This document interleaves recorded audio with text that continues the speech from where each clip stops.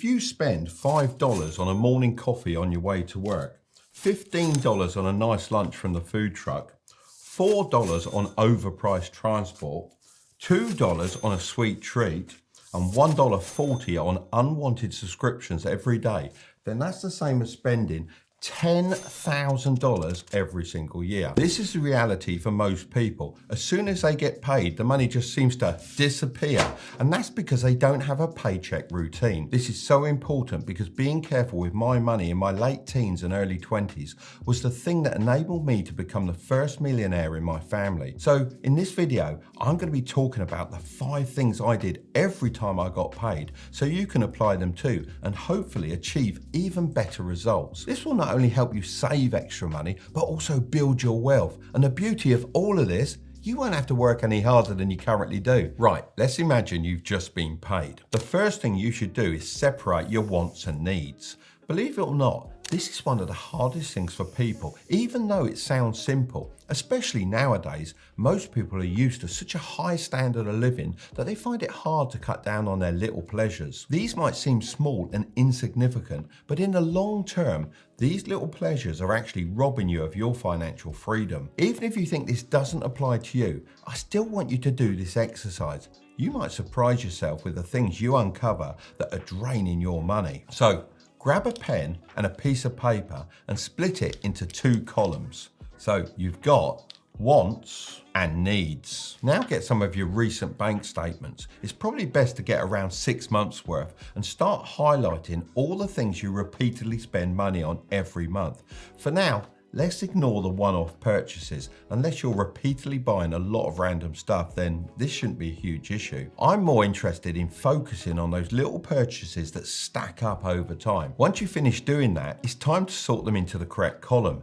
Needs should be things like rent, insurance, bills, and other utilities. The rule is, if you can survive without them, then it's not a need. Your wants should be all the fun stuff like nights out, restaurants, bowling, golf, whatever floats your boat. Once you've completed both sides, then it's time to figure out how much each column costs per month. Let's start with needs. Let's say your rent, insurance, bills, and utilities add up to $1,200 a month. This is the bare minimum you need to get by each month, also known as your financial baseline. Once you know your baseline, subtract it from your monthly income to see how much you've got left over. Many people say your financial baseline should be under 50% of your total income, but to be completely honest with you, I think it should be closer to 25%. Now, don't treat this needs column as something you can't change, as there are things you can do to bring down the costs, but still meet all your basic needs. You might need a car, for example, but it's worth asking yourself, do you need a car that costs so much? The same goes for where you live. Some apartments can be mega expensive nowadays, especially in city locations, but this is where you need to start weighing things up. Would it be cheaper to commute each day? Probably. So consider moving somewhere that you can actually afford. I mean, if you can share a house for a year to save up some money that you can invest, which could help you buy your dream home, why wouldn't you? Look, maybe you don't want to cut back anymore, and that's completely fine, but it's worth seeing if there are some areas you can save money without impacting the quality of your life too much. If you can't reduce your bills, you're going to have to increase your income, which is completely possible by getting a promotion or starting a side hustle. Remember, your earning potential is always higher than your saving potential. I know making your needs cost less than 25% of your paycheck might sound a bit impossible right now, and how it might sound coming from a boomer millionaire, but I really do understand what it's like to earn very little. I didn't grow up wealthy, and it took me a considerable amount of time to boost my income to hit a financial baseline of 25% of my salary. But trust me, if I can do it, so can you, especially with all the online side hustle opportunities you can take advantage of. So don't think I'm just saying, if you're poor, then just earn more money. I understand there is much more to it than that. Just treat my 25% rule as a target to work towards. Now for the wants column. Add them all up and subtract them from your wage. Ideally, this should be below 25% of your paycheck because we need a decent amount of money for the next steps to start getting you ahead. The second place your money should be going is into a high interest savings account. So in an ideal world, you'll have about 50% of your paycheck left at this point. Most people would just tell you to save all of it. However, that's not going to help you build your wealth. Instead, I recommend sending 20% into a high interest savings account. It's best to use a different bank to your everyday account, as otherwise it's just too tempting to spend it. Some great options are Chase in the UK and Ally Bank in America. I say high interest, but that's all dependent on when you're watching this video. Currently, my savings account gets around 4% interest a year, which is definitely better than my current account, which is around 0.05%. I know some of you are already commenting, I know a bank account with 7% interest. Don't get me wrong, this is great as long as you don't have to lock away your money for a set amount of time and the bank is reliable. The whole purpose of this savings account is to act as a safety net that you can withdraw money from in an emergency. It's not there to make you money. So locking it away for a set amount of time actually completely goes against the point of doing this. I can't even begin to tell you how important it is to have a safety net. Now, I know you've probably heard this 1,000 times, but that's because it's great advice. Life isn't smooth sailing, and at some point, an emergency will come your way. This pot of gold will always be there for you when you need it. So say you got sick and couldn't work, or the car broke down, you'd be able to cope with this situation just fine. I must reiterate that this money is only to be used in serious situations and not just something to dip into when you're running low and want that extra pint of beer. It's just shocking to me, as of May 2023, 1 in 5 Americans have no emergency fund at all. So if something went wrong, which it will, they have no way of coping with it and would most likely have to take out a loan, which most of the time ends up with them paying crazy interest rates and falling even further behind. So how much should your emergency fund be? Well, I'd say your emergency fund should be 3 to 5 months of your baseline figure that we discussed earlier. Even better if you can stretch that to 6 months. So once you've put by 20% of your paycheck for enough months to hit this figure, then you can allocate more money to the next places we're going to be talking about. In an ideal world, you should have 30% of your paycheck left by this point. So where should you put the rest? Well, next is the only place you'll ever get a guaranteed return on investment. Let me explain. Normally, if someone tells you they can make you a guaranteed profit, then I'd say run away as fast as you can. It's normally the grifters feeding people this garbage. However, in this instance, it's 100% true, as I'm talking about paying down your high interest debt. I mean, why bother investing in stocks for a possible 8 to 10% return when you can have a guaranteed 25% return by paying off the debt that's constantly eating into your wealth every single day? It's kind of like someone asking you what the best foods are to eat and exercise routines to follow, while knowingly having a parasite inside their body sucking away all the nutrients. Of course, a doctor's main priority is getting rid of that parasite, as it's pretty much guaranteed that you'll feel better. So if you have high interest debt, then I'd recommend putting the remaining 30% of your paycheck towards paying it off. There are 2 really common methods that you can use to pay down your debts. The first way is the avalanche method, and this is the most logical way to tackle debt because you pay off the debt with the highest interest rate first. So let's see how this will work in the real world. Imagine you've got 3 different debts. Debt A is for your credit card and it's $5,000 with an interest rate of 20%. Debt B is a loan from your family of $1,500 with no interest rate.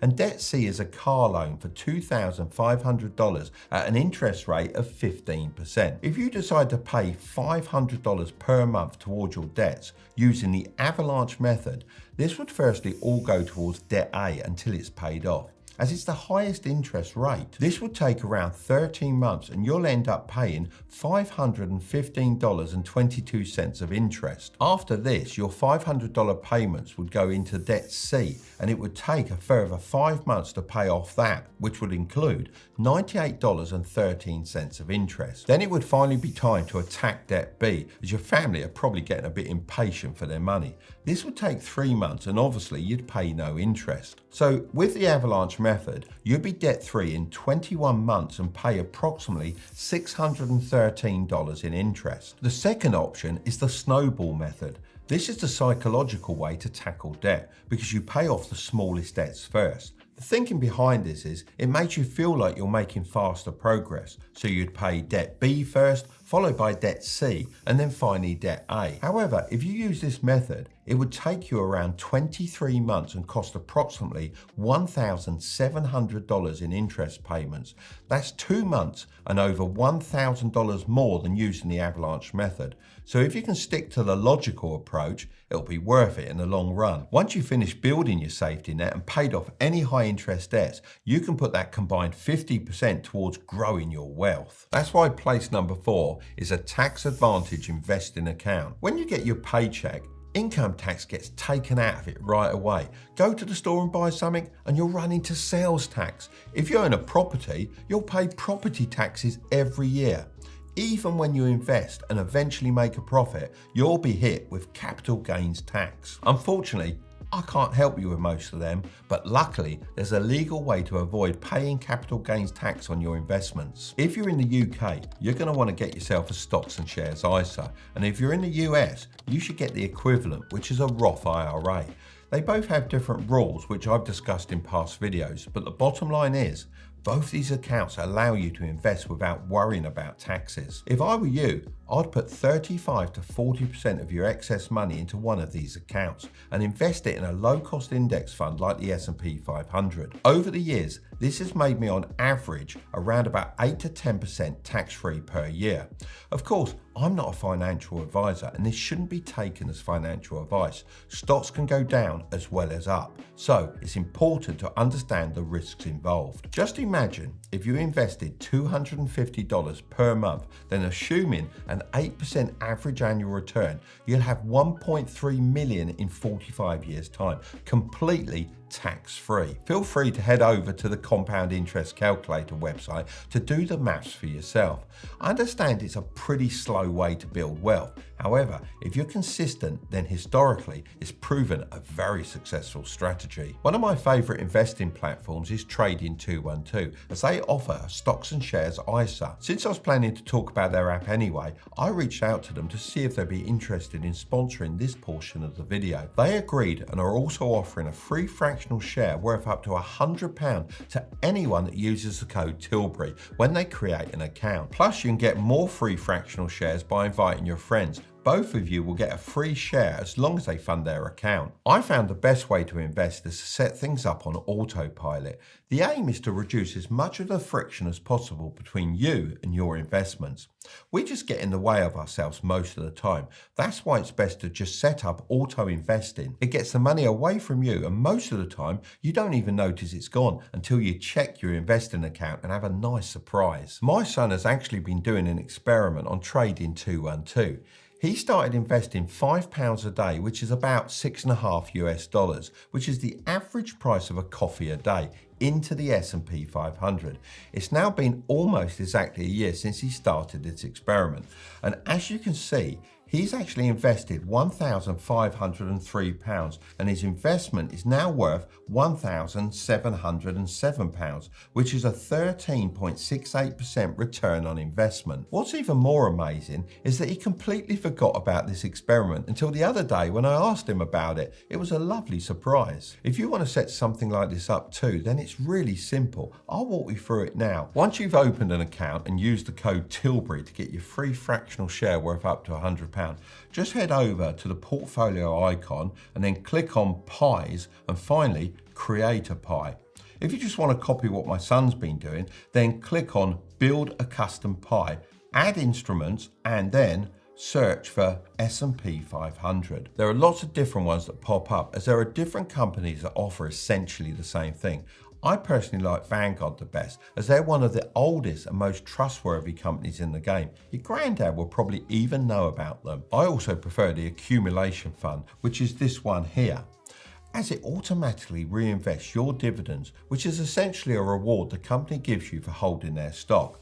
So just click on the fund, add to pie, and then this little arrow, next, and then make sure to select auto invest before pressing next again. Here you can choose how many years you want to automatically invest for, how often you'd like to invest, and how much you can afford.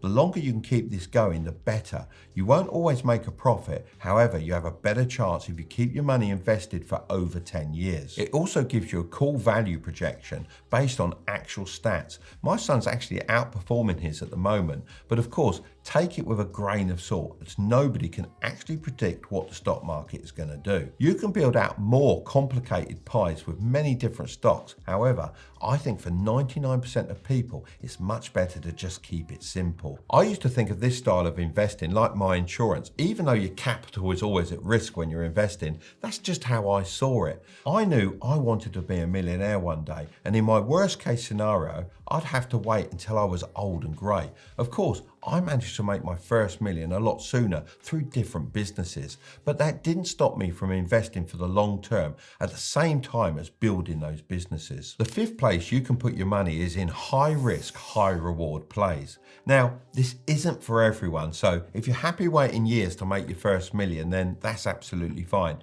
However, if you're anything like me when I was younger, then you'll want to make it a bit quicker. Most people online will either teach you the slow lane of getting rich, which is the investing style we just discussed, or the fast lane, which involves taking more risk in the hopes of getting greater rewards. I honestly sit in the middle, as I've traveled down both of these paths. So if I were you, I'd put 5 to 10% of my paycheck towards starting a side hustle or full-blown business. You may think that doesn't sound enough and that you should skip the investing and put all your money into this, but I have a different opinion. When you have less money to play with, especially in the early days of starting a side hustle, you actually become more creative with how you use it, which lets you find gaps in the market that most people with money just can't see. Now, with the final 5%, I'd make the riskiest investment of them all: cryptocurrency. I've avoided talking about this in my videos for a long time. However, it's undeniable that it's gaining popularity year after year. I've got about 5% of my investment portfolio in Bitcoin and Ethereum, as I believe in the long-term potential. However, I'm very aware this is very risky and it could all go to zero at any point. So as long as you're okay with that, then it's worth considering. If you want to know why net worth goes crazy after you save 100K, then you can watch this video next, but don't click on it just yet. Make sure to subscribe if you want to grow your wealth. Okay, I'll see you over there.